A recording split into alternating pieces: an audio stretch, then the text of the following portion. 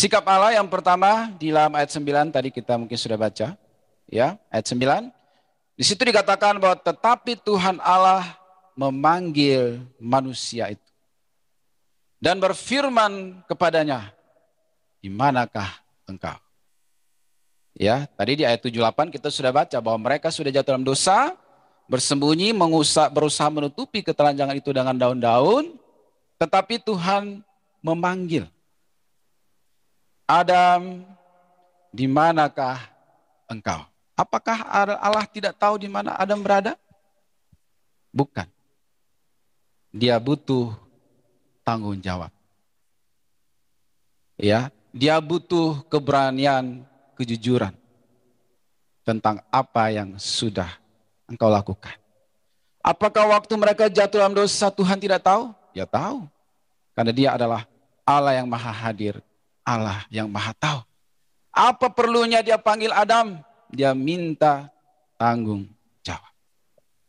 Karena engkau sudah kuciptakan serupa segambar dengan Allah.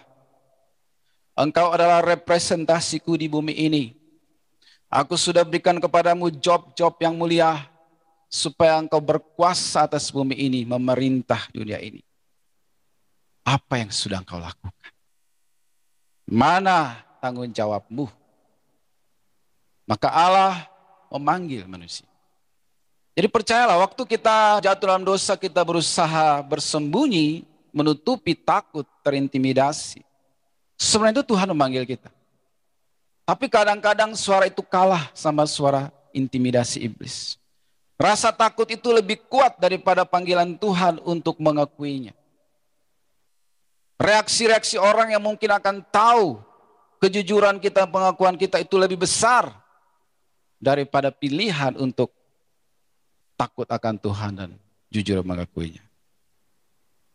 Saudaraku, padahal Allah memanggil.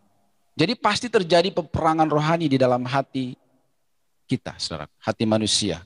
Tetapi luar biasa Allah, dia memanggil manusia, dia mencari. Dia yang berinisiatif, tidak pernah inisiatif manusia mencari Tuhan. Tidak ada seorang pun yang mencari Allah. Tuhanlah yang selalu berusaha mencari manusia. Seberdosa-berdosanya manusia, dia cari. Sejatuh-jatuhnya manusia itu dia cari. Karena dia Allah yang penuh kasih, tetapi juga adil. Dia adil sekaligus kasih. Dia kasih sekaligus adil. Makanya dia cari, bukan karena dia tidak tahu. Tetapi mana tanggung jawabmu sebagai ciptaanku yang serupa segambar dengan aku, yang adalah perwakilanku di bumi ini, yang adalah gambaran pemerintahanku di bumi ini. Mana tanggung jawabmu? Dia mencari manusia. Ya. Tetapi tadi jawaban Adam bukan minta maaf. Ya, aku takut, aku sembunyi. Kenapa? Perempuan ini. Jadi Tuhan minta tanggung jawab, dia tidak dapatkan. Tanggung jawab itu muncul dari mulut daripada Adam. Yang ada adalah takut, lempar kesalahan. Ya. Kemudian ayat 11. Firman-Nya, siapakah yang memberitahukan kepadamu bahwa engkau telanjang? Apakah engkau makan dari buah pohon yang kularang engkau makan itu? Apakah Tuhan sekali lagi tidak tahu? Dia butuh kejujuran. Ya. Jadi yang tadi adalah Allah memanggil manusia, yang kedua dia minta tanggung jawab dan juga kejujuran. Ya. Jadi cara mengatasi dosa adalah jujur. Cara mengcounter intimidasi iblis adalah mengakui dan meninggalkan. Jujur, bukan menyembunyikannya, saudaraku. Lalu reaksi Allah yang ketiga adalah memberi ganjaran. Setiap dosa ada ganjarannya. Ada akibatnya, ada konsekuensi. Supaya manusia hidup takut akan Tuhan. Supaya manusia tahu bahwa Allah itu bukan hanya satu sisi kasih. Sering sekali kita menyalahgunakan kasih karunia Allah. Tidak seimbang kita mengenal Allah itu sebagai yang kasih. Sehingga membuat kita jatuh bangun dalam dosa. Karena kita pikir Allah itu kan baik. Nggak apa-apa, nanti tinggal ngaku selesai. Ya, atau bukankah kita baru selesai Paskah? Darahnya setetes aja bisa menyucikan. Maka bolak-balik jatuh dalam dosa. Kita lupa. Dia adalah Allah yang adil. Yang memberi ganjaran, memberi hukuman. Sebagai akibat daripada dosa itu. Ada ganjaran. Saudaraku. Ya, ada hukuman. Tadi kita sudah baca kepada ular berjalan dengan perutnya, kepada perempuan susah payah waktu melahirkan sangat banyak. Dan kepada laki-laki lebih parah. Tanah terkutuk karena engkau susah payah mencari rezekimu sampai kembali menjadi debu. Ya, dan seterusnya. Jadi ada akibat. Tertuduh tadi aja itu udah akibat. Terintimidasi, ketakutan aja itu sudah akibat daripada dosa. Merasa nggak damai sejahtera itu sudah akibat daripada dosa. Ya. Kemudian mungkin ada banyak berkat yang harusnya kita terima. Saudaraku, kalau dalam kisah Adam dan Hawa ini adalah mereka diberi kehormatan untuk memerintah dunia ini, berkuasa atas binatang di udara, darat, dan laut.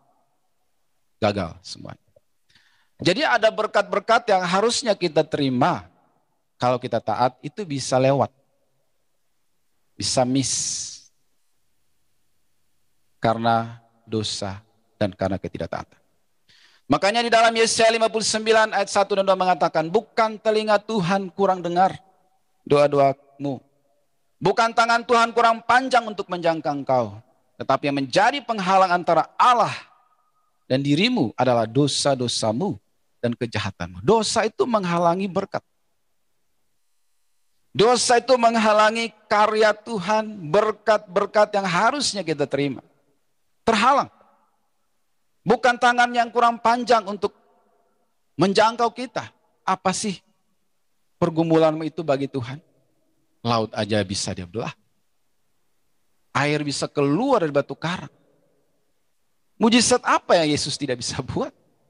Tetapi sering sekali yang menjadi penghalang antara kita dan Allah adalah karena dosa-dosa kita dan kejahatan kita. Sampai kita datang di kakinya. Berkata, Tuhan ampuni aku. Tuhan aku menyesal. Tuhan aku telah berdosa. Baru pengampunan turun dan pemulihan terjadi. Saudara.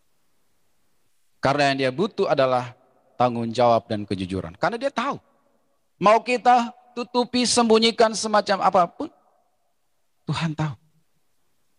Dia hanya butuh tanggung jawab dan kejujuran kita. Ya, kemudian reaksi Allah yang keempat adalah tadi sudah memberi ganjaran. Yang keempat adalah di dalam ayat 21. Dan Tuhan Allah membuat pakaian dari kulit binatang untuk manusia dan untuk istrinya itu. Lalu mengenakannya kepada mereka. Kasih Tuhan tetap dinyatakan. Ya, ketika manusia berusaha menutupi ketelanjangannya dengan daun-daun pohon ara yang gampang kering, akan tetap terlihat ketelanjangannya. Allah mengorbankan seekor binatang. Sudah ada darah yang tercurah. Dan ini adalah simbol atau nubuatan tentang karya penebusan manusia yang sudah jatuh dalam dosa.